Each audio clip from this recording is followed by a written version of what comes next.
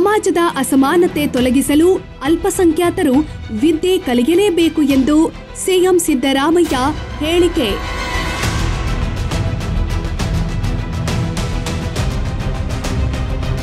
ಅಲ್ಪಸಂಖ್ಯಾತ ಮಕ್ಕಳ ಕಲ್ಯಾಣಕ್ಕೆ ಸರ್ಕಾರ ಬದ್ಧವಿದೆಯಂತ ಸಚಿವ ಜಮೀರ್ ಅಹಮದ್ ಖಾನ್ ವಿಶ್ವಾಸ. ಅಲ್ಪಸಂಖ್ಯಾತರ ಕಲ್ಯಾಣಕ್ಕೆ ನಮ್ಮ ಸರ್ಕಾರದ ಕೊಡುಗೆ ಅಪಾರ ಎಂದು ಸಚಿವ ಜಮೀರ್ ಅಹಮದ್ ಖಾन संतस. बहुत से चीफ मिनिस्टर बन के गए, कोई भी माइनॉरिटी के बारे में कोई इतना सोचा नहीं था जो सिद्धरामैया साहब जो माइनॉरिटी के बारे में सोच के हमारा हमको हक देना करके. ಜೆಯು ಸಮೂಹ ಸಂಸ್ಥೆಗಳ ವತಿಯಿಂದ ಜೆಯು ಗ್ರೂಪ್ ಆಫ್ ಇನ್ಸ್ಟಿಟ್ಯೂಟ್ನಲ್ಲಿ ಆಯೋಜಿಸಲಾಗಿದ್ದ ದಾರುಲ್ ಕುರಾನ್ ಕ್ಯಾಂಪಸ್ ಅನ್ನ ಸಚಿವರಾದ ಜಮೀರ್ ಅಹಮದ್ ಖಾನ್ ಹಾಗೂ ರಹೀಂ ಖಾನ್ ಅವರೊಂದಿಗೆ ಉದ್ಘಾಟಿಸಿ ಕಾರ್ಯಕ್ರಮವನ್ನ ಉದ್ದೇಶಿಸಿ ಮಾತನಾಡಿದ ಮುಖ್ಯಮಂತ್ರಿ ಸಿದ್ದರಾಮಯ್ಯನವರು ಯಾವುದೇ ಜಾತಿ ಧರ್ಮಕ್ಕೆ ಸೇರಿದ್ದರೂ ಪ್ರತಿಯೊಬ್ಬರಿಗೂ ವಿದ್ಯೆ ಅನ್ನೋದು ಮುಖ್ಯ. ಸ್ವಾಭಿಮಾನಿ ಬದುಕಿಗೆ ಶಿಕ್ಷಣ ಅತ್ಯಂತ ಮುಖ್ಯ. ಪ್ರತಿಯೊಬ್ಬ ಮುಸಲ್ಮಾನನು ಶಿಕ್ಷಣವಂತನಾಗಬೇಕು. ವ್ಯಕ್ತಿತ್ವ ರೂಪಿಸಿಕೊಳ್ಳಲು ಶಿಕ್ಷಣ ಪಡೆಯುವುದು ಅತ್ಯಗತ್ಯವಾಗಿದೆ. ಸಮಾಜದ ಅಸಮಾನತೆಯನ್ನ ತೊಲಗಿಸಲು ವಿದ್ಯೆ ಕಲಿಯಲೇಬೇಕು. ಸಮ ಸಮಾಜ ನಿರ್ಮಿಸಬಹುದು ಅಂತ ತಿಳಿಸಿದರು. ವಸತಿ, ವಕ್ಫ್ ಮತ್ತು ಅಲ್ಪಸಂಖ್ಯಾತರ ಕಲ್ಯಾಣ ಇಲಾಖೆಯ ಸಚಿವರಾದ ಜಮೀರ್ ಅಹಮದ್ ಖಾನ್ ಅವರು ಮಾತನಾಡಿ, ಜೆಯು ಗ್ರೂಪ್ ಆಫ್ ಇನ್ಸ್ಟಿಟ್ಯೂಟ್ನಲ್ಲಿ ಕಳೆದ ವರ್ಷಕ್ಕಿಂತ ಈ ಬಾರಿ ಅಲ್ಪಸಂಖ್ಯಾತ ಮಕ್ಕಳ ದಾಖಲಾತಿ ಸಂಖ್ಯೆ ಹೆಚ್ಚಾಗಿದೆ. ಕಳೆದ ವರ್ಷ ಎಸ್ಎಸ್ಎಲ್ಸಿ ಪರೀಕ್ಷೆಯಲ್ಲಿ 100ಕ್ಕೆ 100ರಷ್ಟು ಫಲಿತಾಂಶವನ್ನ ಕೊಟ್ಟಿದೆ. ಜೆಯು ಗ್ರೂಪ್ ಆಫ್ ಇನ್ಸ್ಟಿಟ್ಯೂಟ್ನಲ್ಲಿ ಗುಣಮಟ್ಟದ ಶಿಕ್ಷಣ ಒದಗಿಸುವುದರಿಂದ ಮಕ್ಕಳ ಶೈಕ್ಷಣಿಕ ಬೆಳವಣಿಗೆಗೆ ಅನುಕೂಲವಾಗುತ್ತಿದೆ. ನಮ್ಮ ಸರ್ಕಾರದ ಅವಧಿಯಲ್ಲಿ ಅಲ್ಪಸಂಖ್ಯಾತರ ಕಲ್ಯಾಣಕ್ಕೆ ಹಲವು ಕಾರ್ಯಕ್ರಮಗಳನ್ನು ರೂಪಿಸಲಾಗಿದೆ. ಮುಖ್ಯವಾಗಿ ಶಿಕ್ಷಣಕ್ಕೆ ಒತ್ತು ಕೊಡಲಾಗುತ್ತಿದೆ. ಅಲ್ಪಸಂಖ್ಯಾತ ಮಕ್ಕಳು ಶಿಕ್ಷಣದಿಂದ ವಂಚಿತರಾಗಬಾರದು. ಸಮರ್ಪಕ ಶೈಕ್ಷಣಿಕ ಸೌಲಭ್ಯ ಸಿಗುವಂತಾಗಬೇಕು. ಒಳ್ಳೆಯ ಹುದ್ದೆಯಲ್ಲಿ ಕಾರ್ಯನಿರ್ವಹಿಸಬೇಕು ಎಂಬ ಗುರಿಯನ್ನ ನಮ್ಮ ಸರ್ಕಾರ ಹೊಂದಿದೆ ಅಂತ ತಿಳಿಸಿದರು. ಕಾರ್ಯಕ್ರಮದಲ್ಲಿ ಮುಖ್ಯಮಂತ್ರಿ ರಾಜಕೀಯ ಕಾರ್ಯದರ್ಶಿ ನಸೀರ್ ಅಹಮದ್, ಸಚಿವರಾದ ರಹೀಂ ಖಾನ್, ಮುಖಂಡರಾದ ಮೌಲಾನಾ ಇಮ್ರಾನ್ ಮಸೂದ್, ಬಿಕೆ ಅಲ್ತಾಫ್ ಖಾನ್ ಸೇರಿದಂತೆ ಇನ್ನಿತರ ಮುಖಂಡರು ಉಪಸ್ಥಿತರಿದ್ದರು. ಅತ್ಯಂತ ಸಂತೋಷದಿಂದ ದಾರುಲ್ ಕುರಾನ್ ಕ್ಯಾಂಪಸ್ ಅನ್ನ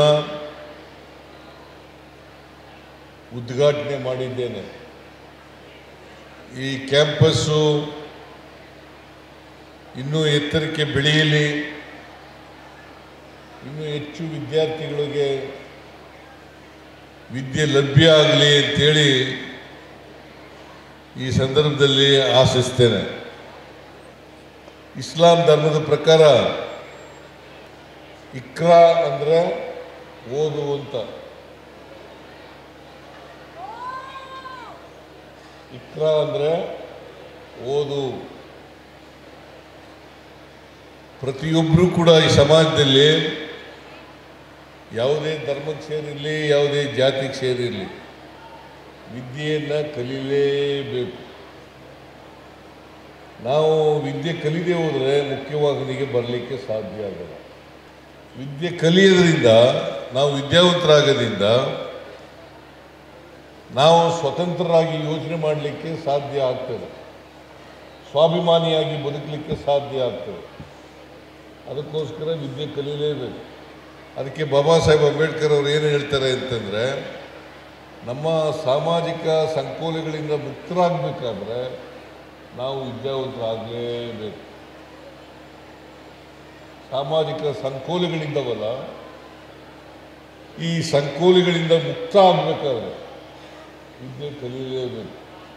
मैं मौलाना मसूद इमरान साहब को मैं दिल की गहराई से मुबारकबाद देते हुए, मौलाना रियाज़ मेरे चाहते मौलाना कोई है तो रियाज़ुर रहमान साहब, उसके बाद किसको भी मौलाना चाहते मौलाना बोला हूँ तो हमारे मौलाना मसूद इमरान साहब को, जो मौलाना रियाज़ुर रहमान साहब ने ये 80/6 के अंदर ये 60 एकड़ 4/4 एकड़ 13 गुंठे जगह ली थी.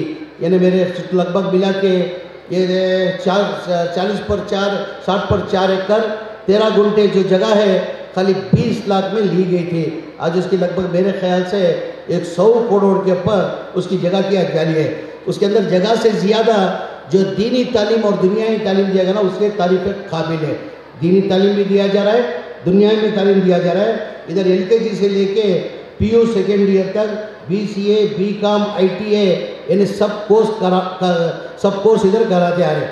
उसके साथ साथ में खुशी की बात क्या है, इधर जब मौलाना रियाजुर रहमान साहब थे, जब की स्ट्रेंथ जो थी 1,500 स्ट्रेंथ थी, आज जो आके 2,500 स्ट्रेंथ है। ये सुन के बहुत खुशी हुआ कि पिछले साल जो SLC और PU का रिजल्ट के अंदर 100% रिजल्ट आया करके। एक तालीम के अंदर 3 सीढ़ी बहुत इंपॉर्टेंट होती है। एक सीढ़ी, पहली सीढ़ी 7th स्टैंडर्ड जो पास करना है, पहली सीढ़ी 7th स्टैंडर्ड की है। वो 7th स्टैंडर्ड पास होने के बाद 8वीं 9वीं आसानी से पास होते हैं। उसके बाद SLC का होता है। SLC के अंदर दूसरी सीढ़ी बोला जाता है। SLC में पास करना दूसरी सीढ़ी। तीसरी सीढ़ी जो है PU सेकेंड ईयर पास करना, ये तीसरी सीढ़ी होते हैं। तीसरी सीढ़ी पास करने के बाद जो विद्यार्थी, जो बच्चे जो है, उन लोग तय कर सकते हैं मैं IPS बनना, IAS बनना, क्या बनना करके उन्होंने तय कर सकते हैं। आज इसके अंदर कैंपस के अंदर बेहतरीन दीनी तालीम, दुनियावी तालीम भी दिया जा रहा है।